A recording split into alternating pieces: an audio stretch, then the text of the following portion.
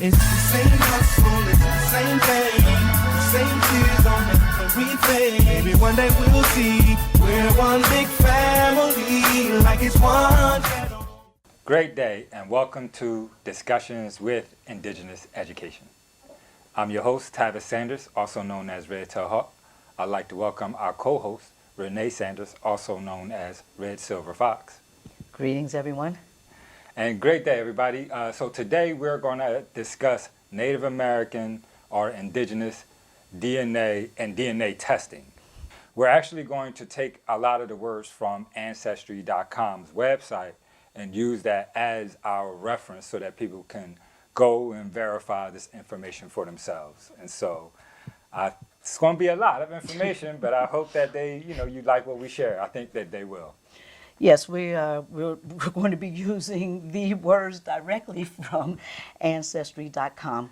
And again, they have a whole section there where they are discussing Indigenous American DNA. So, so we wanted to discuss what that specifically meant, what does that detail, and how did they come up, do these things, Right. And so, I guess let's begin. Again, we're going to take the words from off of their websites regarding Indigenous American DNA, and then we're going to go back and forth off of that conversation. So let's begin. We'll make sure that the website is up and available for y'all so that y'all can go and read the website for yourself. And again, we're picking things that we felt that we need to discuss.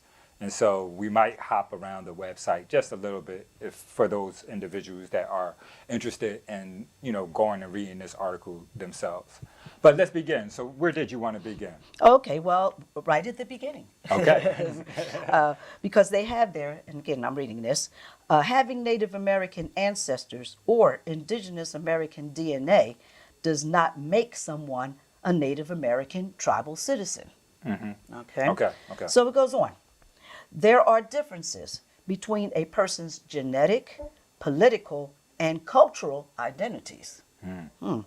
Native American tribal members are citizens of their nations. This is a political and cultural identification rather than a genetic identification, similar to being a citizen of another country. Right. And I know, I guess we can just start from there and say, I know that I can go to Canada, or I can go to Mexico, or I can go to Japan and apply for citizenship there. And even though I may not have descendants from that population or from that region, I can still become a citizen of that nation, or for this instance, a citizen of that tribe. Right. And so that identity isn't necessarily regarding your genetics or your bloodline, but rather the decisions, the political decisions that tribe would make on who they allow to be a member and who they say you cannot be a member. Right, and I think a lot of people really don't have that comprehension about that these tribes are political organizations, that they're not genetic, they do have genetic bonds, of course, but it is a political organization, especially as far as the United States government is concerned. Right. We'll get into that a little bit later, right? And so I guess the last thing I would reference with respects to this point is that because it's a political decision, your bloodline does, or the verification of your bloodline doesn't necessarily validate or authorize you to be a member of a particular tribe. It would really be based on the policies and procedures that that group are set up for themselves. As a matter of fact, this is under the next paragraph. Okay. It has individual tribal nations determine the criteria for their tribal citizenship. Okay, right. And so based off of that, we know that we had thousands of tribes, right, in the United States. And we have roughly 600 federally recognized and then a few hundred more state recognized. And so we have to acknowledge that the majority of the tribes of the United States are not being identified. Yes, and well, we know that there were thousands of tribes just even on the East Coast. Just the East Coast.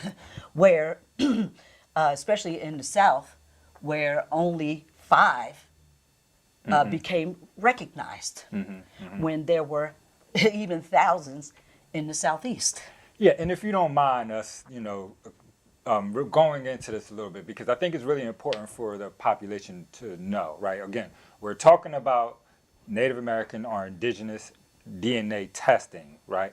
And, we have to recognize that the term recognize is a political term to be used. And so because the federal government recognizes an individual tribe as a Native American tribal group, it does not mean that other groups are not tribes also. The United States doesn't recognize them based off of the standards that they establish on who would be and who wouldn't be a Native American. Yes, and there were many tribes that, again, after this Reorganization Act of 1934, where the United States required tribes to do many things that a lot of tribes did not want to do. And if you didn't want to do them, then they're not recognized. And if you're not recognized, then you don't get the benefits, right?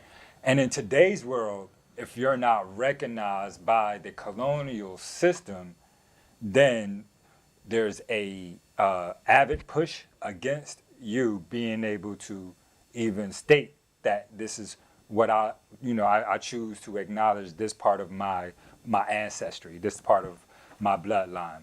And so it's a lot of politics involved with this conversation, and it's not just blanket, do you have Native American ancestors or not? Right. Yes. And the United States purposely established that. And unfortunately, the majority of us being educated by that colonial system has to, re-educate ourselves about history, about tribal identities, but also recognize that the United States has established a process so that they can control the Native American population. Yes, and one of the big things is this blood quantum. So now I'm going back to the article now. Okay. So I'm going to read what they said next. It says blood quantum is not how tribal nations have historically determined who is a tribal member. Rather, blood quantum was created and later used by the United States government to depossess Native American people of their lands and civil liberties. Now, again, these are the words from Ancestry.com. Okay, it was not until the Indian Reorganization Act of 1934 that the United States began requiring tribal nations to use blood quantum to determine tribal citizenship. Now, they were using it before then. They started using it after the Dawes Rolls and a couple Well, of the... before the Dawes Rolls, they were really using it because there were laws that were really determining. Remember that if you have Right, 1/4, 1/6, 1/8, yes, 1/16. yes. So if you had if you had 1/4 Negro blood and 1/4 Indian blood, or no 1/4 Negro blood in your family, it didn't matter what you were. So if you were 3/4 Indian, that little blood quantum right there knocked many black people, dark-skinned people, from claiming their native ancestry because of that law that said that you needed, if it was 1/4 Negro blood, that you can't be an Indian. Right, and let's explore this paragraph a little bit further because it's a lot in here. Again, DNA testing and Native American identification in that testing is something that we have to understand is a propaganda tool and is really used to make money from the testing organization themselves. It's something that is socially relevant However, legally, there's a very, very, I would say, slim path to that, so-called recognition by the group. And this paragraph outlines, if you know the laws and the history, this paragraph really outlines that. So I wanted to go back and read a little bit, sentence by sentence, and kind of break it down. Again, we haven't even gotten into what we really want to talk about today, And so let's just real quick, let's just go over maybe 1 or 2 lines before we take our break and we come back. So it says, blood quantum is not how tribal nations have historically determined who is a tribal member.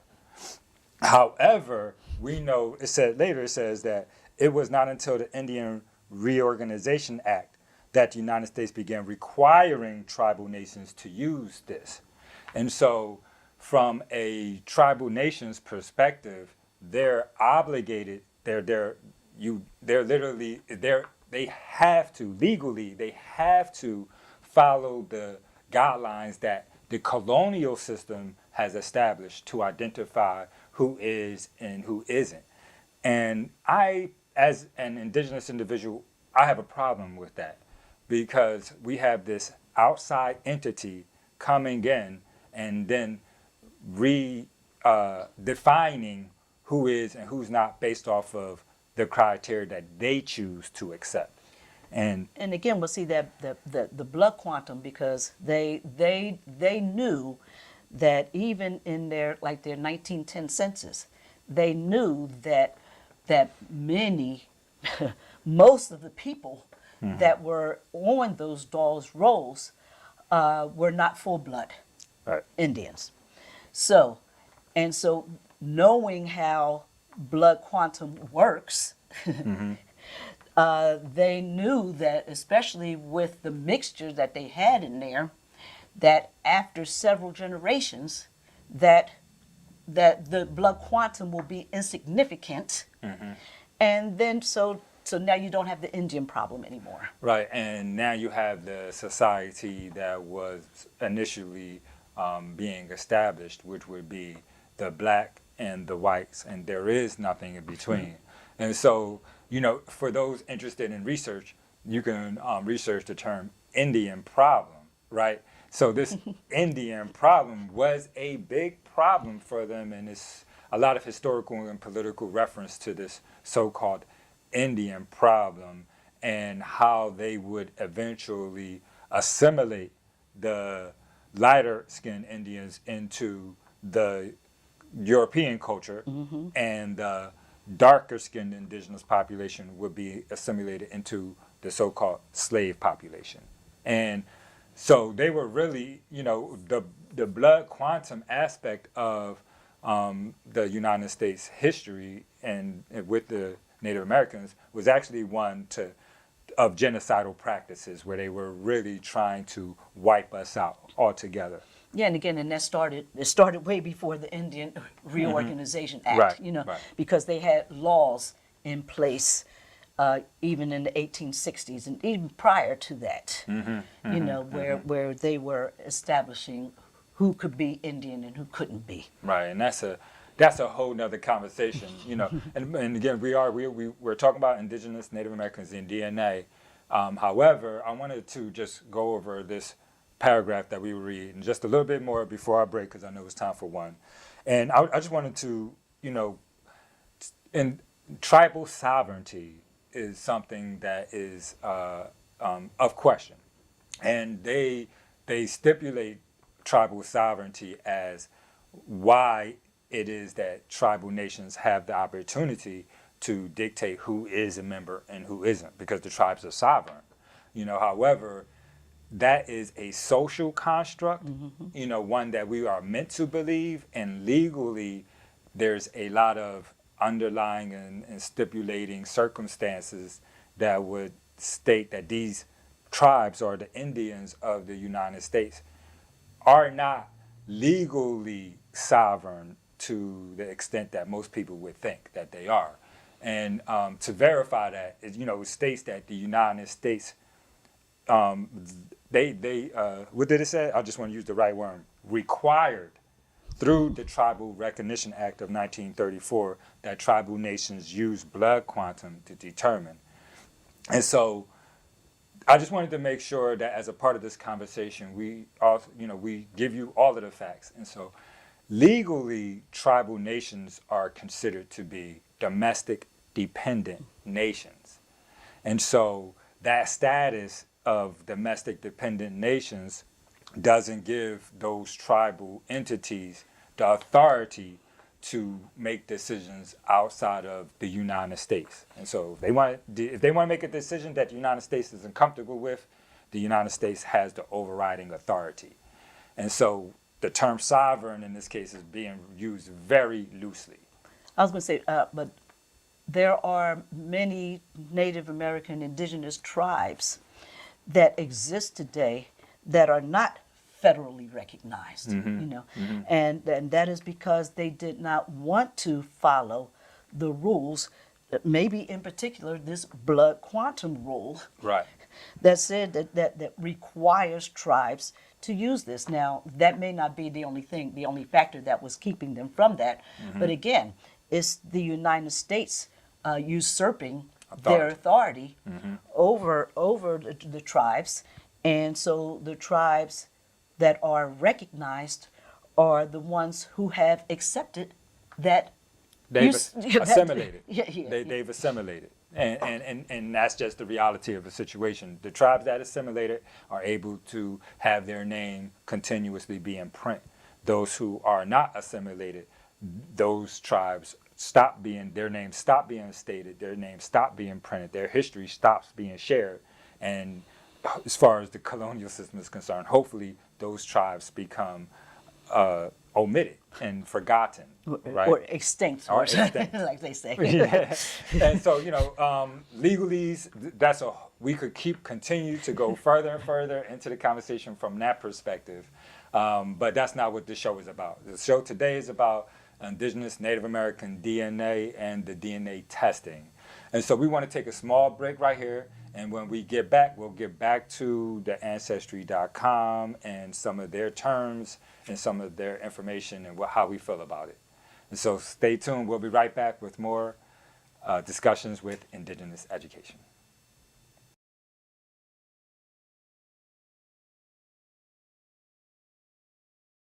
Welcome back to Discussions with Indigenous Education. Again, we're using Ancestry.com as our reference point so that we can answer some of the questions that we received about, Native Americans, DNA testing, and, answer some of the questions on why, even if you have, or you have Native American DNA in your bloodline, it may not be showing up in the DNA testing, right? And so, I guess we want to get back to Mom, we want to get back to that, and I know we wanted to read another couple of lines off of their website. Okay, so this is a section that says Native American ancestors. Okay, and it says claiming to be Native American because of a distant or unverifiable Native American ancestor contradicts a tribal nation's right to sovereignty. In fact, so many people falsely claim to have a Cherokee great-grandmother that has been deemed an anthropological phenomenon. Interesting. Yes, interesting that they would use the tribe Cherokee also. Yes. For a lot of different reasons. But let's go back, because again, so much to share, and to know the history and to know a little bit about the legalities of it really matters when. From our audience perspective, and I think that's why we wanted to share this with y'all. Yes, let me read that next paragraph, and then we can. Okay. I want to jump in it. Yeah, it says, wait a minute. This doesn't mean that the presence of Native American ancestors is not an important feature of someone's family history. But they say, however, there's a crucial difference between the claims I have Native American lineage and I am Native American. And I had so much to say about those two paragraphs, but even with that, my first question is, well, what's the difference? What do you think the difference is? They're making this statement, well, what's the difference? You know, and they don't necessarily share that perspective with us on the website, but I want to know, you know, what do you think the difference is, and why do you think that's a difference, and who told you this? Right, and they said it's crucial. Right, and who told you this, and who established this crucial aspect of of this path? And again, you know, recognizing that a colonial system is the system that is establishing the standards, and so we have to take that in with a grain of salt every time we have this conversation, right? But let's go back to the beginning of that you know, these two paragraphs, and read it again, just highlighting a few things, right? Claiming to be Native American because of a distant or unverifiable Native American ancestor. I want to stop right there because, you know, again, I guess my question would be, well, what is verifiable to proof of indigenous status or Native American status? You know, recognizing that the colonial system's paperwork is the only paperwork that we are allowed to use. You know, did you want to say anything about that? No, go ahead. Yeah, exactly, right? And so, if, you know, again, the roles by which the United States uses to verify who is and who isn't a Native American are roles that they established. You know, and in recognizing that when they established it, they set up this two-pronged system separating light skin versus dark skin. And so that's contradictory, you know. But you know, and so this whole situation is built upon somebody's imagination on what they want it to be. Yeah, social constructs. It's a social construct, and it's being perpetuated on the population, and it has us, you know, running around thinking that, you know, we're not something that you can obviously go back into your family history and see that you are, right? And how do you navigate that? And I guess that's why a lot of people are asking us this question here. Yeah, and then we know that because of laws that were created, Right. that these people were hindered. Mm-hmm. You know, people of a darker complexion, that they were hindered even if they went to court. That even with verifiable family information, where that didn't count because of the laws that were created. You know, that it's like, look, if you look like a slave, then you are one. Mm-hmm. And what is a slave? Any brown-skinned person, any person darker than me. I mean, not me. I'm saying darker than the colonial system's representatives that was like the 5 individuals that was in charge of the Dawes rolls, right? You know, and the paper bag test and the hair test and all of these things to dictate the performance test. You know, whether you're performing white. You know, were you accepted in that community? Did they accept you that way? Could you sit at their table and eat with them? Right. Just And, you know, again, also want to, you know, I want to acknowledge something as a part of this conversation that I think is missing. Is that Native Americans, all the Native Americans didn't move west in the 1800s. I mean, a lot of Native Americans stayed. And anybody that stayed lost their identity and was going to be either white or black. And that's that. There was no in between. And so for those families and for the descendants of those families that didn't move, you lost your identity. And so many of them did not want to leave, though, because again, this was land. ancestral. Right. Move me from my land, especially in the South. Yes. Right. And so, and just to reiterate the point of unverifiable, is unverifiable because of the system that was put into place, not because you can't trace your personal family history. It's because of the law, not because of your family tree, that this is incorrect. But let me keep going. It says it contradicts tribal nations' right to sovereignty. And we already discussed how, again, I'm going to go back the Reorganization Act of 1934, which stipulates that the United States requires tribal nations to use blood quantum to determine their tribal citizens. And so if the United States is requiring this from the tribes have no sovereignty. It's a false premise that you're selling us. You're just making it sound good to us. And so for those individuals that are unable to, understand this is a colonial thing, and that, the tribes don't even have a say, or they're going to lose their status and their funding. And now what do they do, and how do they care for their people, right? And so this is an issue. It's a matter that needs to start to be brought out into the open. Yes. Yes. It's a little bit more. I hope I'm not dominating this part not of the at all. conversation, right? That doesn't mean that the presence of Native American ancestors is not an important feature of someone's family history.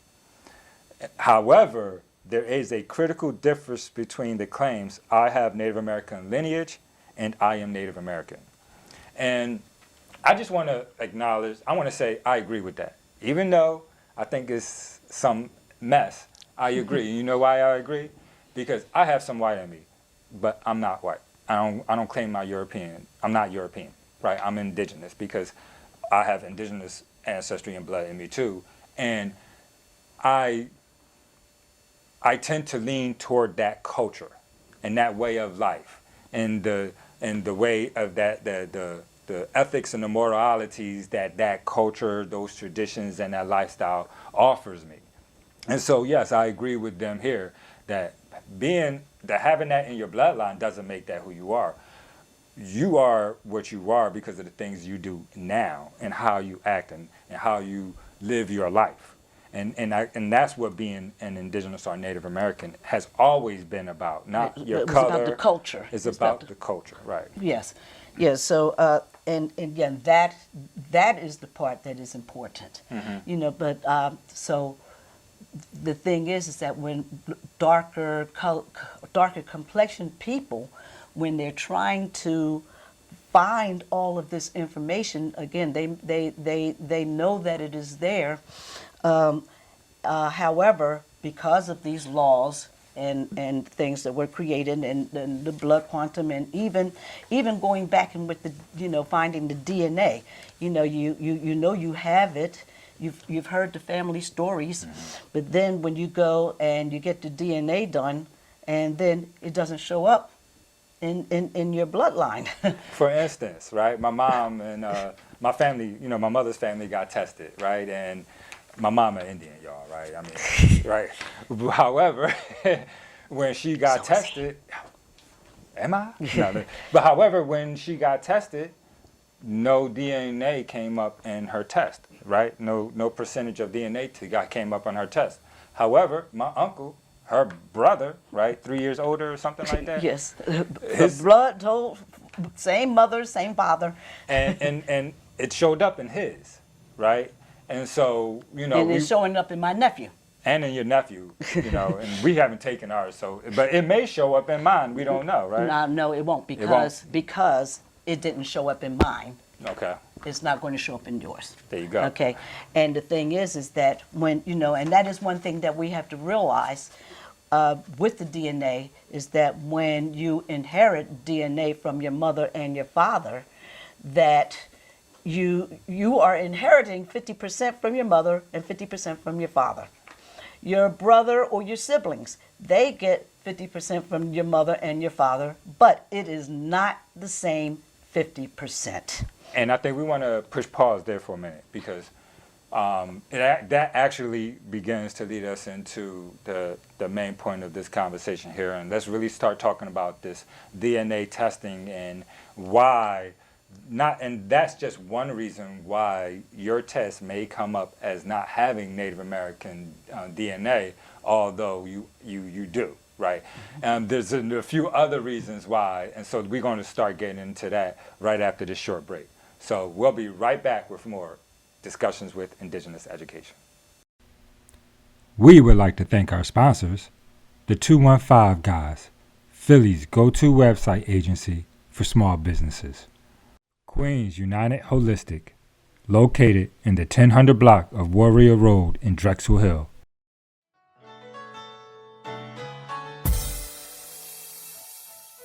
It's the same hustle, it's the same thing, the same tears on everything. Maybe one day we'll see we're one big